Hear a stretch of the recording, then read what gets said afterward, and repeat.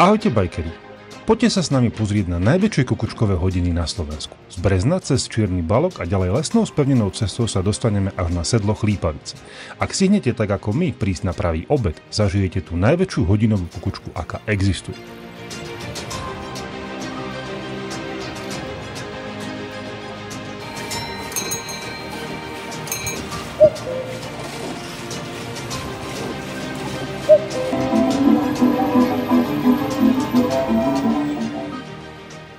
Trasa ďalej pokračuje cez komerčné a známe sedlo z Bojska a ďalej kľukatou lesnou cestou až k horskej chate Burda.